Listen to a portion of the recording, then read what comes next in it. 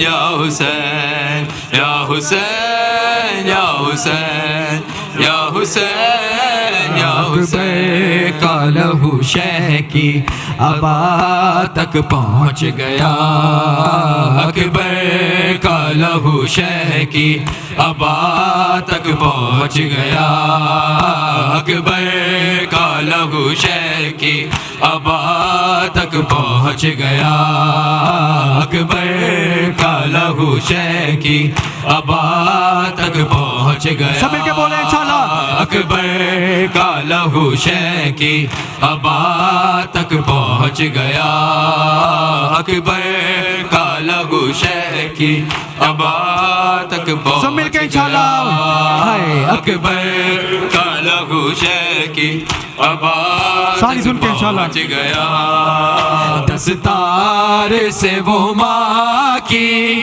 दस्तार से वो माँ की रिदा तक पहुँच गया अकबर का लहू शह की अबा तक पहुँच सब मिलके बोले इंशाल्लाह अकबर का लहू शह की पहुँच गया दस्तार से वो माँ की दस्तार से वो माँ की रिदा तक पहुँच गया अकबर का लहू शह की अबा तक पहुँच गया सब मिलके इंशाल्लाह जियो लहू शह की अबा तक पहुँच गया अकबर का लहू शह की अबा तक पहुँच गया आवाज रन से आई कि बाबा मैं गिर पड़ा आवाज रन से आई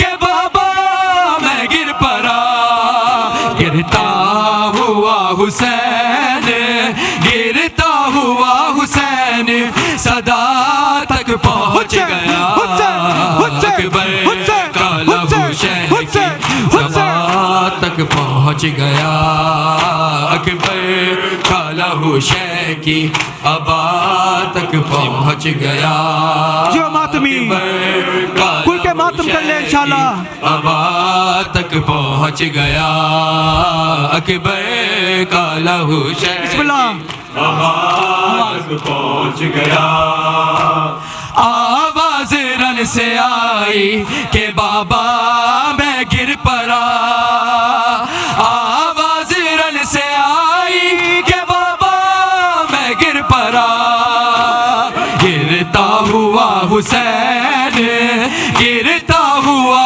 हुसैन सदा तक पहुँच गया अकबर का लहू शह की अबा तक जो मातमी बोला सामने रख के इंशाल्लाह अकबर का लहू शह की अबा तक पहुँच गया अकबर सारी सुन के का लहू शह की अबा तक पहुँच गया दस्तार से वो माँ की दस्तार से वो माँ की रिदा तक पहुँच गया अकबर का लहू शह की अबा तक पहुँच गया अकबर का लहू शह की अबा तक पहुँच गया जिस हाथ ने गिराया ताहम शक्ल मुस्तफा जिस हाथ ने गिराया ताहम शक्ल मुस्तफा नेज़ा लिए वो हाथ नेज़ा लिए वो हाथ रिदा तक पहुँच गया अकबर का लहू शह की अबा तक पहुँच गया अकबर का लहू जो मातमी अबा तक पहुँच गया अकबर का लहू शह की अबा तक पहुँच गया अकबर का लहू शह की अबा तक पहुँच गया अकबर एक अंतरा सुन के मातमी इंशाल्लाह फिर मातम कर ले इंशाल्लाह तक पहुँच गया सीने में नेज़ा तोड़ के कहता था ये नहीं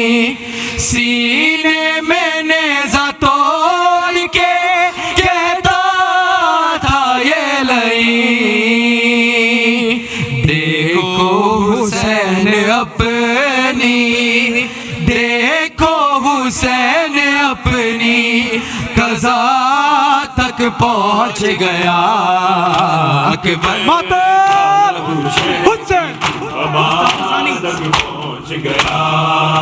دستار سے وہ ماں کی دستار سے وہ ماں کی ردا تک پہنچ گیا اکبر کا لہو شہ کی ہوا تک پہنچ گیا اکبر کا لہو شہ کی ہوا تک پہنچ گیا اکبر کا لہو شہ کی ہوا تک پہنچ گیا سینے میں نیزہ توڑ کے کہتا تھا یہ لئی سینے میں نیزہ توڑ کے کہتا تھا یہ لئی دیکھو حسین اپنی دیکھو حسین اپنی قضا تک پہنچ گیا اکبر کا لہو شہ کی ہوا تک پہنچ گیا اکبر کا لہو شہ کی ہوا تک پہنچ گیا اکبر کا لہو شہ کی ہوا تک پہنچ گیا اکبر کا لہو حضرت شبیر کو پیاسا مارا جس گھڑی حضرت شبیر کو پیاسا مارا سب مل کے جس گھڑی حضرت شبیر کو پیاسا مارا جس گھڑی حضرت شبیر کو پیاسا سب مل کے بولے انشاءاللہ سب مل کے جس گھڑی حضرت شبیر کو پیاسا مارا اپنے دل چین کو اپنے دل چین کو دیتی تھی دلاسا زہرا جس گھڑی حضرت شبیر کو پیاسا جو بات میں مارا جس گھڑی حضرت شبیر کو پیاسا مارا دی صداروں کے سکینہ نے بچا لو چاچا دی صداروں کے سکینہ نے بچا لو چاچا ہائے ظالم نے ہائے ظالم نے میرے منہ پہ تماچا مارا جس گھڑی حضرت شبیر کو پیاسا مارا جس گھڑی حضرت شبیر کو پیاسا مارا جس گھڑی حضرت شبیر کو پیاسا سب مل کے انشاءاللہ جس گھڑی حضرت شبیر کو پیاسا مارا دی صداروں کے سکینہ نے بچا لو چاچا دی صداروں کے سکینہ نے بچا لو چاچا ہائے ظالم نے ہائے ظالم نے میرے منہ پہ تماچا مارا جس گھڑی حضرت شبیر کو پیاسا مارا جس گھڑی حضرت شبیر کو پیاسا مارا جس گھڑی ایک انترا سن کے پھر ماتم انشاءاللہ شبیر کو پیاسا مارا جس گھڑی حضرت شبیر کو پیاسا مارا اس کی گردن پہ چلایا ہے ظلم کا خنجر اس کی گردن پہ چلایا ہے ظلم کا خنجر جو تھا سرکار محمد کو تو جہاں سے پیارا جس گھڑی حضرت شبیر کو پیاسا مارا اس کی گردن پہ چلایا ہے ظلم کا خنجر گردن پہ چلایا ہے ظلم کا خنجر، جو تھا سرکار محمد کو تو جان سے پیارا، جس کری حضرت شبیر کو پیاسا مارا، جس کری حضرت شبیر کو پیاسا مارا، ہے جس کری حضرت شبیر کو پیاسا مارا، اپنے دل چین کو، اپنے دل چین کو دیتی تھی دلاسا زہرا، جس کری حضرت شبیر کو پیاسا مارا، ہے جس کری جو بسم اللہ ماشاءاللہ انشاءاللہ شبیر کو پیاسا مارا، ہائے کیا شام غریبا کا عجب منظر تھا، ہائے کیا شام غریبا کا عجب منظر تھا، اجڑے خیام میں، اجڑے خیام میں دیتی رہی زینب پہرا، جس کری حضرت شبیر کو پیاسا مارا، جس کری حضرت شبیر کو پیاسا مارا، ہے جس کری حضرت شبیر کو پیاسا مارا، خوب کیا لے پیمبر سے وفاؤں مت نے، خوب کیا لے پیمبر سے وفاؤں مت نے، کر لیا قید، کر لیا قید لئینوں نے قبیلہ سارا، ہے جس کا حسین حسین حسین حسین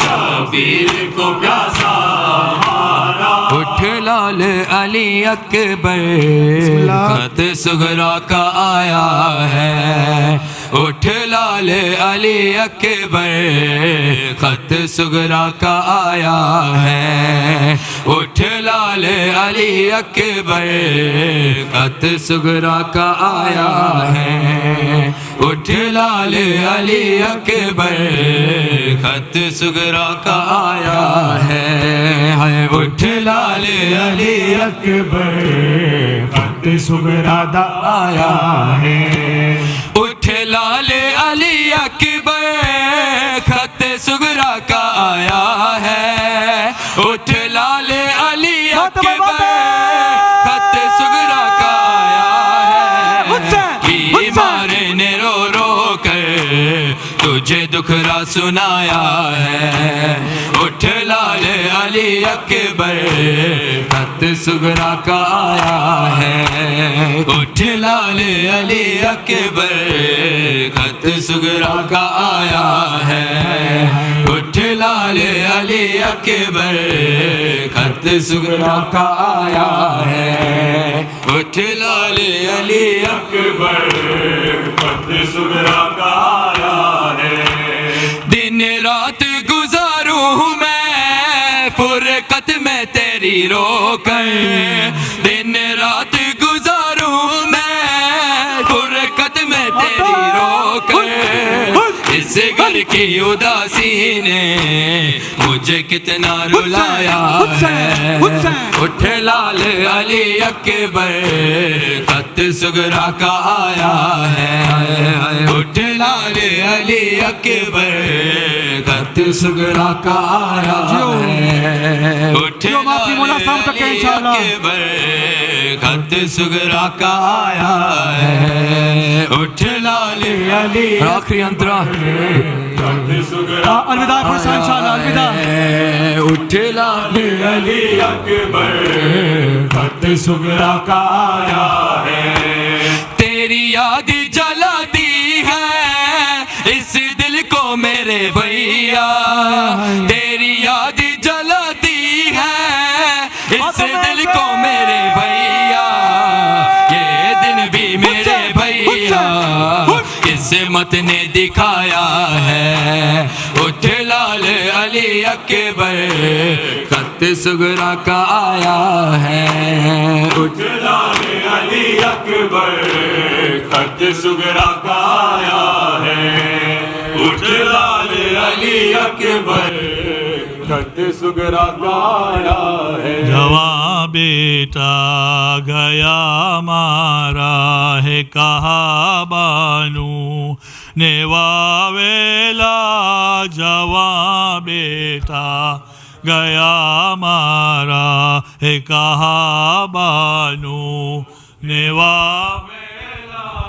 جواں بیٹا گیا مارا ہے کہا بانو نے واویلا.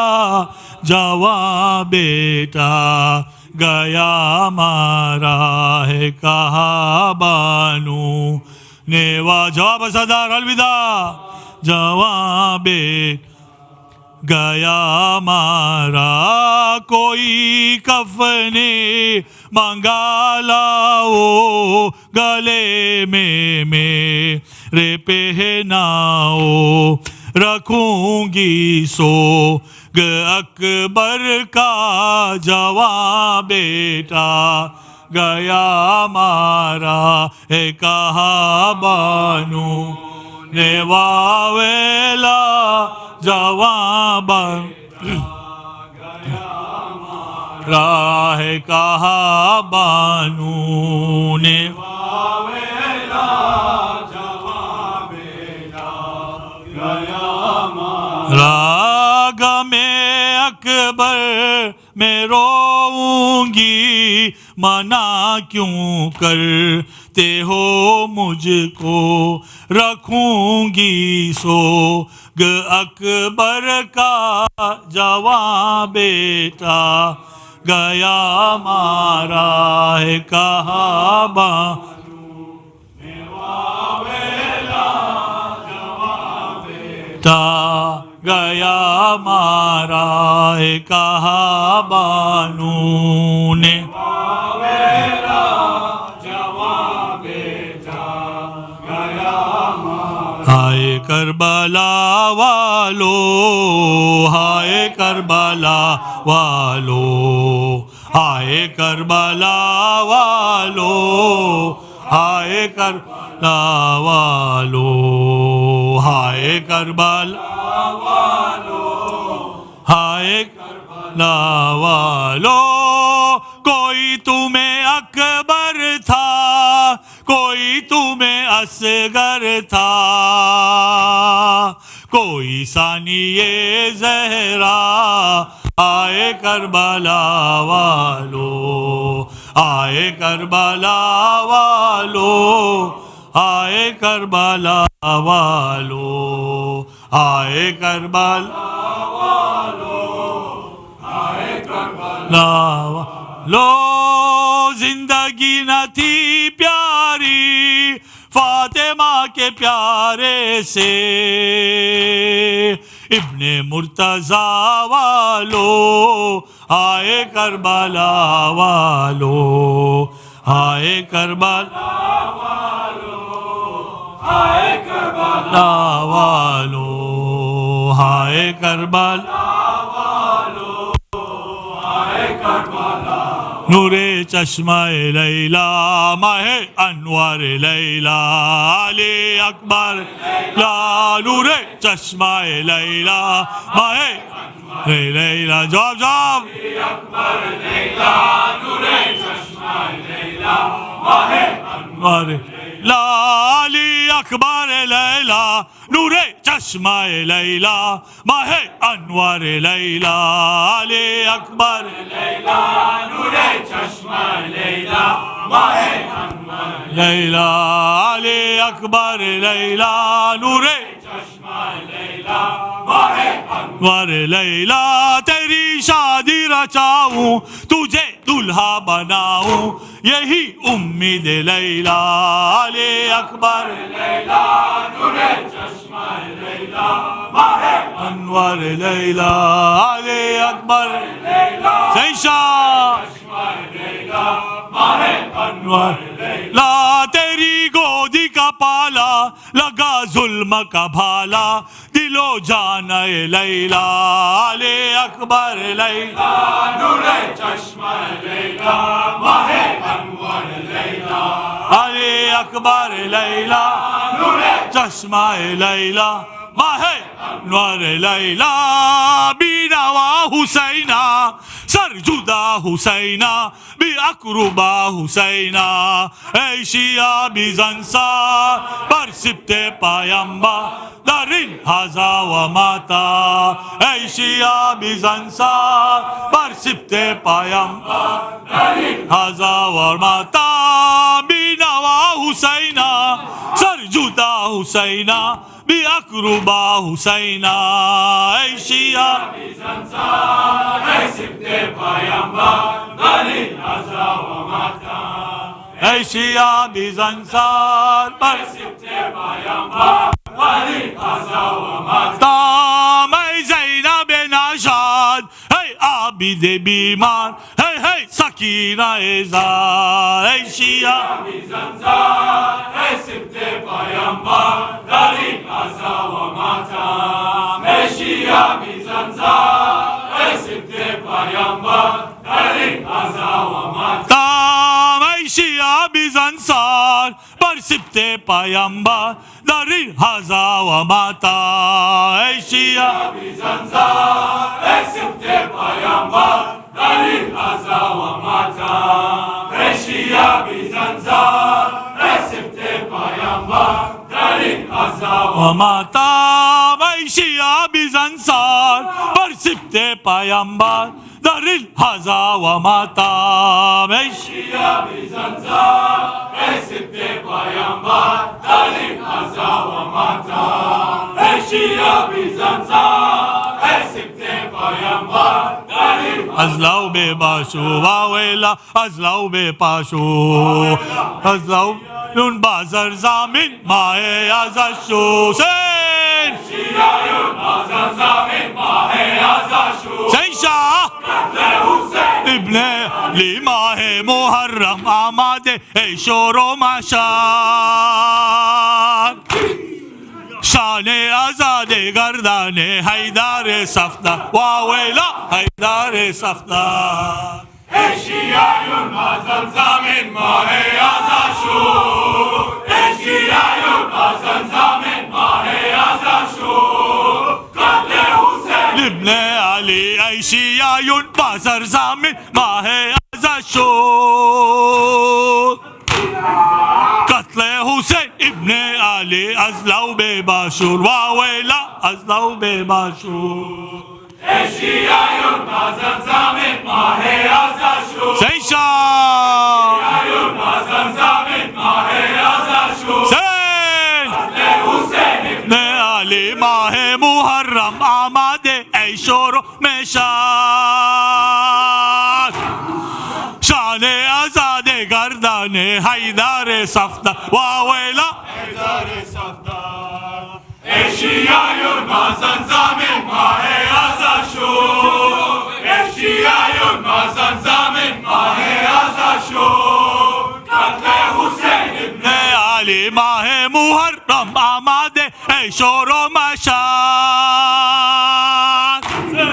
شان آزاد گردان حیدر صفدر واویلا حیدر صفدر ای شیعہ یون بازر زامن ماہ ازشو ای شیعیون بازر زامن ماہ ازشو قتل حسین ابن علی ہو گئی برباد ہے زینب کربلا بلا میں کہتی تھی زینب سیشا آئے حسینہ کہتی تھی زینب آئے حسینہ ہو گئی برباد زینب بلا میں تیروں سے اصغر نیزے سے اکبر فاطمہ کی لوٹی کمائی کربلا میں کہتی تھی زینب آئے حسینہ کہتی تھی زینب آئے حسینہ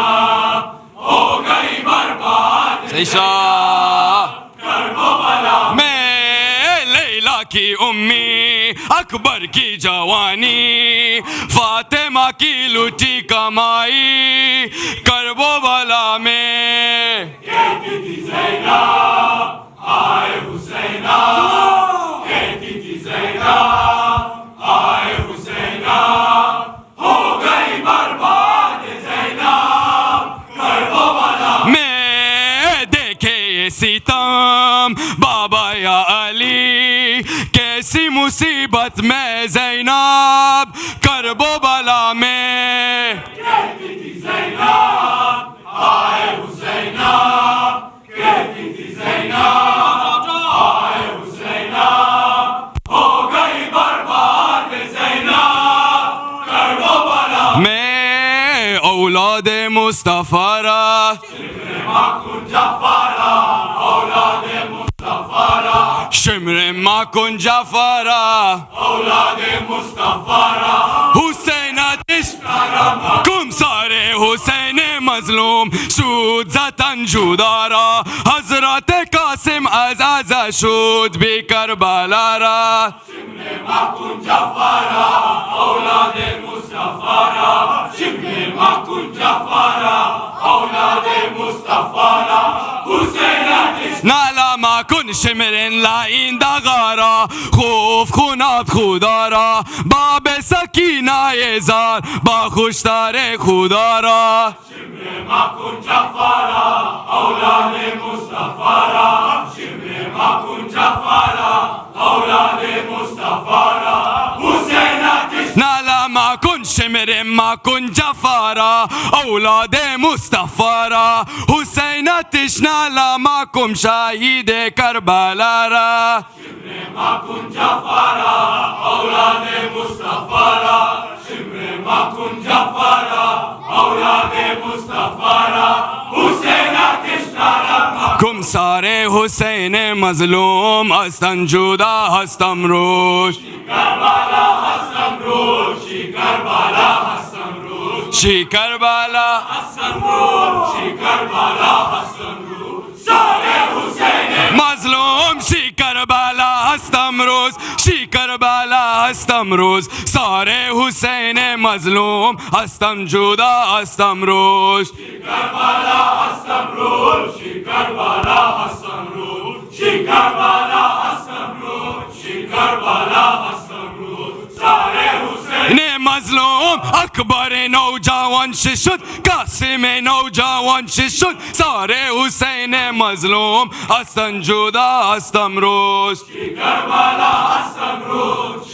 करबला हसन रोश करबला हसन रोश करबला हसन रोश सारे हुसैन मजलूम करबला हस्तम रोज करबला हस्तम रोज सारे हुसैन मजलूम हस्तम जुदा हस्तम रोज करबला हसन रोश करबला हसन रोश करबला हसन रोश करबला हसन रोश सारे हुसैन मजलूम हुसैन शहीद करबला वावैला हुसैन शहीद करबला वावैला ला हुसैन शहीद करबला वावैला हुसैन शहीद करबला वावैला हुसैन शहीद करबला वावैला हुसैन शहीद करबला वावैला ला अली अकबर अली अकबर अली अकबर अली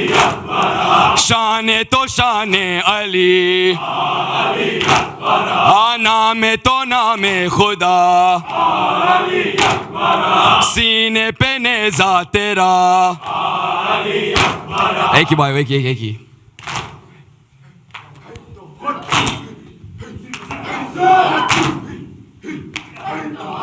बफगुन गुफ्ते ज़ैनब मासून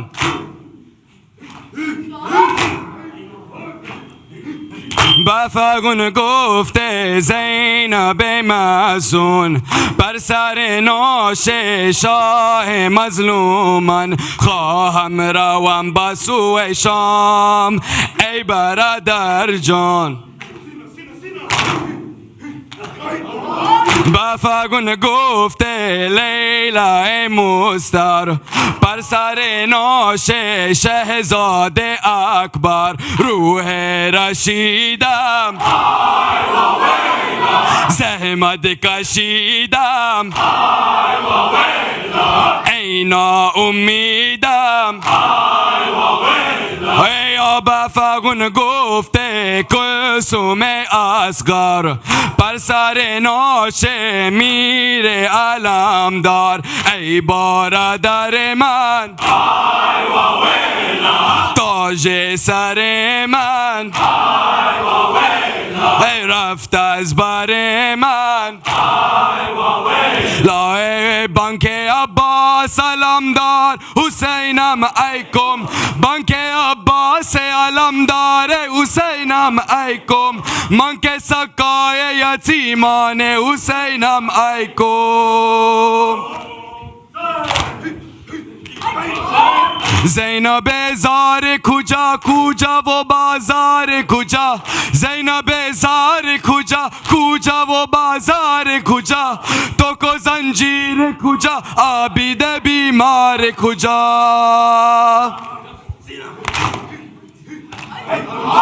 قتل فرزند رسول ثقلینم ایکم قتل فرزند رسول ثقلینم ایکم نور غشم اسدالله حسینم ایکم یا حسین یا حسین یا حسین یا حسین یا حسین یا حسین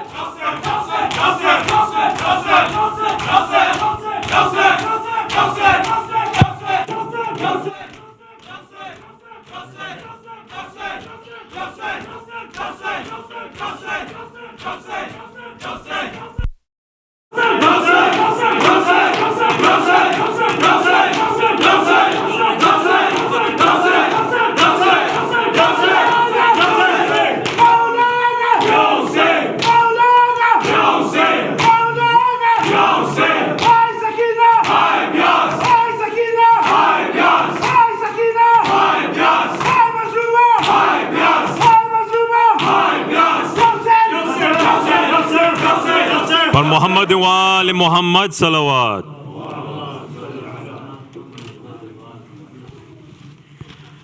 اعوذ باللہ من الشیطان الرجیم بسم اللہ الرحمن الرحیم السلام علیکم یا ابا عبداللہ السلام علیکم ابن رسول اللہ السلام علیکم یا ابن سید الوسی السلام علی الحسین وعلی علی ابن الحسین وعلی عبد الحسین وعلی اصحاب الحسین السلام علیکم ابو الفضل العباس السلام علیکم یا زین العابدین السلام علیکم یا محمد باقر السلام علیکم جعفر الصادق السلام علیکم یا موتی قادم السلام علیکم علی الرضا السلام علیکم یا محمد تقی السلام علیکم یا علی النکی السلام علیکم یا صلی اللہ علیہ السلام السلام علیکم یا مولانا صاحب العصر والزمان السلام علیکم یا خلیفۃ الرحمن السلام علیکم یا کعبۃ الایمان السلام علیکم یا امام الانس والجان ورحمۃ اللہ وبرکاتہ اللہم کن لولیک